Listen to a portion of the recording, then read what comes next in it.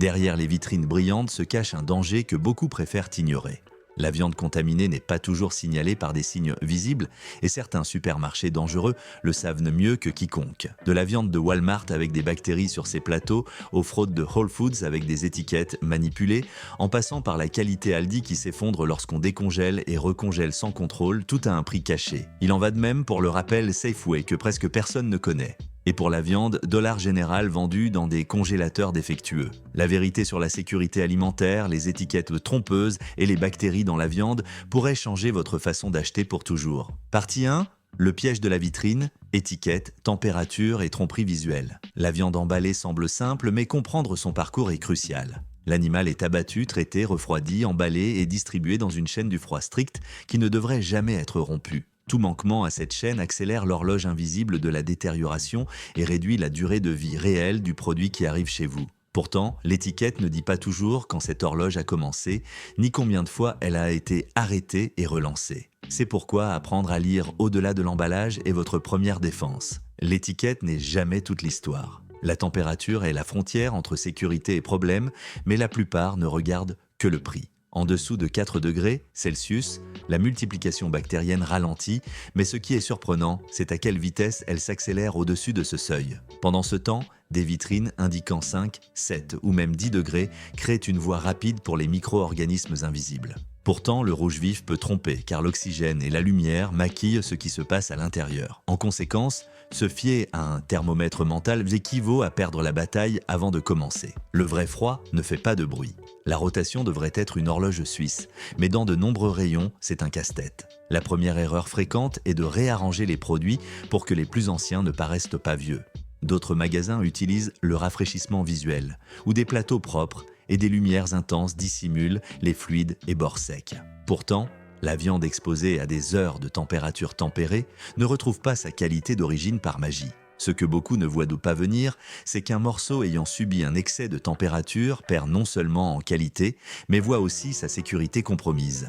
L'apparence ne défait pas le temps. La recongélation est une tentation opérationnelle, mais elle est mauvaise pour l'essence et la santé. La congélation crée des cristaux qui rompent les fibres et la décongélation libère eau et nutriments où les bactéries se sentent chez elles. Pourtant, si cette viande retourne au froid dur puis revient dans la vitrine comme fraîche, le résultat est une texture molle, une perte de jus et une marge de sécurité réduite. En conséquence, les gouttes excessives et les flaques rouges dans le plateau sont des signaux d'alarme immédiats. L'eau que vous voyez raconte une histoire. Les emballages sont des gardiens silencieux, mais tous ne protègent pas de la même manière. Un film trop fin peut être microporeux et un scellage imparfait permet des fuites contaminant le chariot et le réfrigérateur. Pourtant, un emballage sous vide bien fait prolonge la durée de vie et réduit l'oxydation, tandis que l'air emprisonné accélère le changement de couleur et l'odeur métallique. En conséquence, cherchez des seaux fermes, absence de bulles et pas d'exsudat libre au fond. Le bon seau est votre armure. Le design du magasin influence aussi votre dîner. Mais presque personne n'y pense. Des allées longues, des files d'attente et des caisses lentes transforment le chariot en incubateur et l'air tempéré du magasin ajoute des minutes de chaleur à un achat qui devrait voyager sur glace. Pourtant, beaucoup prennent la viande au début du parcours, la transportent 20 minutes et la laissent 10 autres minutes dans le coffre. En conséquence, le paquet arrive chez vous avec un historique thermique non indiqué sur l'étiquette. Le trajet cuisine aussi la viande. Le marketing vous murmure confiance, mais le billet de Allo Santé est un ennemi élégant. Des mots comme biologique, local ou grass-fed abaissent votre vigilance critique et l'éclairage chaud, le bois et l'acier poli construisent une narrative de pureté. Pourtant, un bel environnement ne garantit ni thermomètre calibré, ni protocole parfait. En conséquence, rappelez-vous que le cerveau achète des histoires avant les données si vous ne l'entraînez pas. L'esthétique ne réfrigère pas. Les signaux du paquet parlent si vous écoutez, mais il faut entraîner l'œil. Des couleurs avec des irisations vertes, des bords assombris, du liquide excessif, des étiquettes tordues ou doubles et des dates qui ne correspondent pas à l'apparence sont des indices importants. L'odeur métallique forte ou sucrée à l'ouverture est un verdict irrévocable. Pourtant, si un emballage est gonflé ou micro-fuité, la bonne décision est de le laisser. En conséquence, votre meilleur achat est parfois de ne pas acheter. La suspicion informée évite les problèmes. La maison est la dernière frontière, mais là aussi la bataille se perd. Emporter un sac isotherme au supermarché peut sembler excessif, mais il empêche que le temps de transport efface les précautions de production. Un thermomètre instantané coûte moins qu'un dîner au restaurant et vaut plus que 1000 avis. En conséquence, si le morceau arrive tiède, la décision se prend à la porte. Le froid n'est pas négociable. Les enseignes promettent des standards, mais chacune tombe pour une raison différente. L'une à cause du prix qui pousse au raccourci, l'autre pour l'image qui embellit les fissures, une troisième pour la réduction extrême qui désarme les contrôles, une quatrième pour le silence face aux alertes et une cinquième pour l'infrastructure qui ne supporte pas ce qu'elle vend. Pourtant, le schéma commun est le raccourci coûteux. En conséquence, la carte que vous allez voir n'est pas faite de logos, mais de risques. La prochaine étape a un nom et un prix. Maintenant que vous connaissez le piège de la vitrine, il reste à affronter le paradis apparent de l'économie. Car quand le steak coûte moins que votre café, vous n'êtes pas face à une offre mais à une inconnue qu'il faut résoudre. Pourtant, des données, dates et tests à l'aveugle placent le thermomètre là où il doit être. En conséquence, il est temps d'ouvrir le paquet du géant qui vend de tout et se vante de ses prix bas tous les jours. Ce que beaucoup n'ont pas vu venir, c'est que le bon marché peut coûter très cher. Partie 2. Quand le bon marché coûte cher, le cas Walmart. Le prix semble une promesse irrévocable, mais certaines réductions se paient avec des intérêts invisibles. Un steak coûtant moins que votre café du matin n'est pas un miracle du marché, mais une alerte qu'il faut lire. La viande ne baisse pas de prix sans que quelqu'un ne raccourcisse le temps, les contrôles ou le nettoyage à un moment de la chaîne. Pourtant, des millions de consommateurs font confiance à l'étiquette et continuent comme si le thermomètre n'avait pas d'importance. Ce que beaucoup n'ont pas vu venir, c'est que le vrai coût se paie en silence. Ce silence a été rompu par des données embarrassantes, mais peu s'en souviennent lorsqu'ils choisissent des plateaux en promotion. En 2018, des tests indépendants sur le poulet de marque maison ont détecté des niveaux dangereusement élevés de bactéries, allumant un signal rouge qui ne devrait jamais s'éteindre. Ce n'était pas un lot isolé, mais le symptôme d'une logique de volume qui confond vitesse et efficacité. Pourtant, la façade de l'économie conserve son éclat et éclipse les questions. En conséquence, le consommateur entre dans le magasin en croyant acheter du prix, alors qu'il achète en réalité du risque. L'origine de ce risque n'est pas un maillon unique, mais la chaîne montre la même faille répétée. Les fournisseurs, pressés de produire plus pour moins, relâchent les protocoles, entastent les animaux et raccourcissent les processus d'abattage pour respecter des calendriers impossibles. Chaque minute gagnée à l'abattoir se perd, multipliée en qualité, sécurité et saveur à la fin du parcours. Pourtant, la promesse des prix bas tous les jours soutient le système comme s'il s'agissait d'une vertu. Ce que beaucoup n'ont pas vu venir, c'est que le raccourci se paie toujours. Le froid devrait être le gardien de la sécurité alimentaire, mais dans trop de vitrines, le gardien somnole. La viande doit rester en dessous de 4 degrés Celsius pour freiner la multiplication bactérienne, mais des mesures dans différents magasins ont enregistré des présentoirs entre 45 et 50 degrés Fahrenheit, une voie rapide pour la croissance microbienne. 10 minutes hors plage deviennent des heures d'avantage pour des pathogènes invisibles. Pourtant, le rouge vif convainc l'œil et anesthésie la prudence. En conséquence, la chaîne du froid se rompt d'abord au point de vente. Le personnel devrait être le second bouclier, mais la réduction des heures le laisse endommagé. Moins de mains dans le rayon viande signifie moins de mesures au thermomètre, moins de surveillance des thermostats et une rotation moins efficace des produits approche de la date limite. Une étiquette dans les délais ne garantit pas que le produit a toujours été conservé dans sa plage sécurisée. Pourtant, la file d'attente et la précipitation normalisent les négligences comme des détails insignifiants. Ce que beaucoup n'ont pas vu venir, c'est qu'une vérification omise change l'histoire du paquet. L'emballage complète l'équation, mais ici aussi les chiffres ne collent que pas. Des enquêtes massives de consommateurs ont placé cette chaîne en dernier pour la qualité des emballages de viande, signalant film fin, emballage fuyant et étiquette incomplète comme défaut récurrent. Un plastique micro-fissuré permet l'échange d'air et d'humidité, accélère l'oxydation et favorise la contamination croisée dans le chariot ou le réfrigérateur. Pourtant, l'emballage semble intact et le cerveau interprète sécurité. En conséquence, beaucoup achètent une membrane fragile en pensant acheter un mur. Le design de l'hypermarché est l'allié caché de la chaleur, mais presque personne ne le prend en compte. 21 minutes de parcours entre les allées, plus l'attente à la caisse et le trajet en voiture, transforment le paquet en passager tiède bien avant d'arriver en cuisine. Prendre la viande au début du parcours garantit que l'horloge thermique tourne en faveur de la détérioration. Pourtant, inverser l'ordre, utiliser un sac isotherme et ajouter de la glace suffirait à changer l'équation. En conséquence, ce n'est pas seulement où vous achetez qui compte, mais comment vous vous déplacez à l'intérieur. Le goût trahit ce que la vitrine cache, mais peu reliant palais et processus. Lors de tests à l'aveugle, les morceaux de cette section sont souvent inférieurs aux concurrents en tendreté et profondeur de goût. décrits comme durs, plats et à queue. La raison est technique et simple: maturation insuffisante, rupture des fibres par congélation, décongélation et perte de jus par emballage médiocre. Pourtant, la mémoire gustative enregistre la déception et l'attribue à la recette, pas au morceau. Ce que beaucoup n'ont pas vu venir, c'est qu'une bonne cuisson ne répare pas une viande mal gérée. Les signaux sont là si vous savez les lire, mais ils demandent un œil qui ne se laisse pas distraire par l'offre. Cherchez des seaux gonflés, des flaques rouges dans le plateau, des bords assombris et des colorations irrégulières révélant des oscillations de température. Méfiez-vous des étiquettes tordues, autocollants superposés et dates réimprimées ou incongruentes avec l'aspect général. Si vous doutez, choisissez un emballage sous vide intact, prenez la viande à la fin du parcours et réduisez le temps de transport avec un sac isotherme. En conséquence, vous transformez un achat routinier en procédure sécurisée. Une question inconfortable mais nécessaire reste: si le bon marché échoue pour hygiène et contrôle, le premium nous protège-t-il par définition ou ne vend-il qu'un décor plus cher? Certaines enseignes dont le discours santé et proximité ne résistent pas à la balance, au thermomètre et à l'étiquette. La réponse ne dépend pas du bois du comptoir, mais de pratiques vérifiables et résultats mesurables. En conséquence, l'étape suivante consiste à franchir le seuil du luxe et à vérifier si la température dit enfin la vérité. Partie 3, le luxe qui ne protège pas versus l'économie qui vous expose.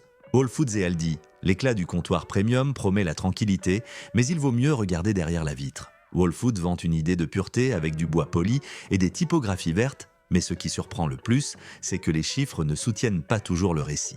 Comme nous l'avions anticipé dans la partie 1, le biais de halo peut faire taire des questions fondamentales auxquelles seul un thermomètre, une balance et une étiquette honnête peuvent répondre. Pourtant, des milliers de personnes paient le supplément convaincus que la décoration rafraîchit. L'esthétique ne réfrigère pas. Chaque jour, des milliers de familles mettent sur leur table de la viande avec des risques cachés. Ne laissez pas votre famille être la prochaine. Partagez cette vidéo et abonnez-vous. Ce supplément est conséquent, mais la différence de prix ne se traduit pas toujours en sécurité ou en goût. Des études comparant 10 villes ont trouvé des marges de 60 à 90% supérieures aux magasins conventionnels pour des coupes similaires. D'un autre côté, le consommateur interprète le prix comme un gage de qualité et baisse sa garde là où il ne devrait pas. Pourtant, le coût élevé n'achète ni contrôles automatiques ni protocoles infaillibles. Le luxe nécessite des preuves. Les preuves ont mis le discours mal à l'aise, mais le souvenir se dilue parmi les panneaux naturels et en bio. En 2015, des enquêtes à New York ont détecté des poids mal étiquetés à plusieurs reprises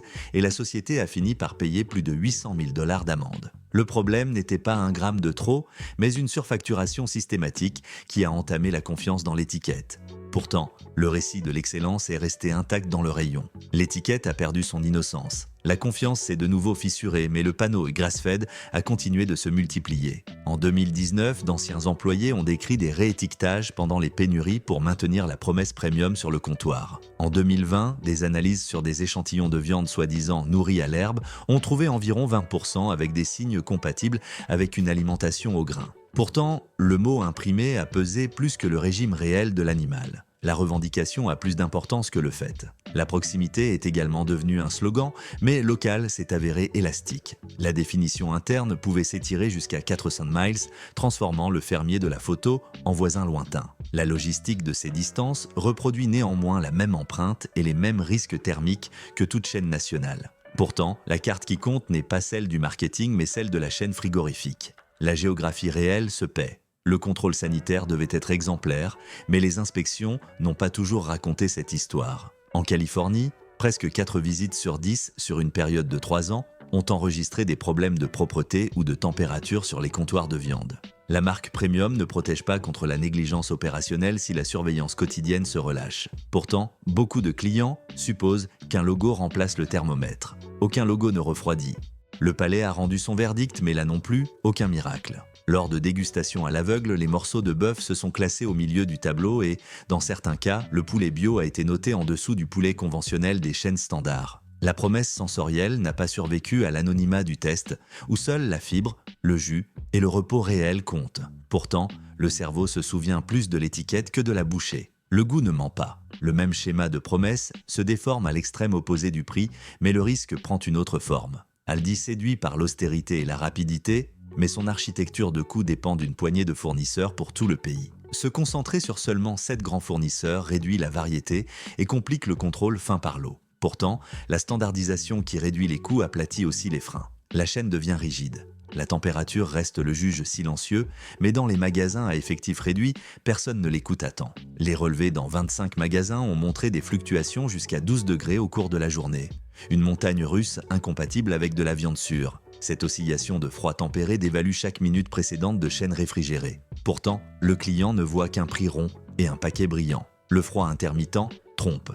Le calendrier de la pièce compte plus que le prix, mais le modèle à rotation rapide le compromet. Vendre comme frais ce qui a été congelé et décongelé sous contrôle est légal, mais pousser cette pratique à l'extrême affecte la texture et réduit la marge sanitaire. Les fibres rompues par les cristaux libèrent de l'eau, diluent le goût et nourrissent les bactéries si le thermomètre est distrait. Pourtant, le jus qui goûte et le plateau inondé sont des signaux que beaucoup ignorent. Le jus parle clairement. Par ailleurs, certains formats ont une infrastructure frigorifique incapable de soutenir l'ambition de l'assortiment et la traçabilité se perd entre les intermédiaires. Pourtant, il existe un itinéraire sûr si vous savez où poser le pied.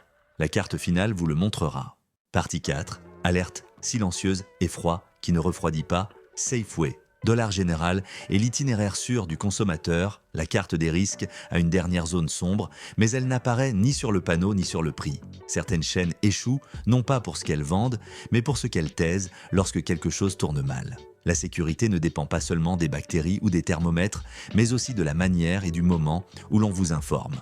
Pourtant, le silence corporatif peut être plus dangereux qu'un comptoir tiède. Conséquence, regarder l'étiquette ne suffit plus. Il faut aussi écouter ce qui n'est pas dit. Safeway illustre ce point avec dates et dossiers, mais sa narration publique semble impeccable. En 2014, elle a dû retirer de la viande de bœuf contaminée par E. coli dans 7 États, montrant que l'étiquette peut arriver trop tard à la vérité. En 2018, un autre incident impliquant du porc mal étiqueté a mis en danger les personnes allergiques, un échec que ni la lumière ni le bois ne corrigent. Pourtant, le flux quotidien d'offres a enterré l'alerte. La mémoire du rayon est courte. Le schéma a continué avec un autre incident, tout aussi sérieux. En 2020, des lots de viande hachée ont dû être retirés à cause de fragments de plastique et de métal, rappelant que le risque n'est pas toujours invisible ni biologique. Le consommateur sans information immédiate reprend sa routine avec un faux sentiment de contrôle.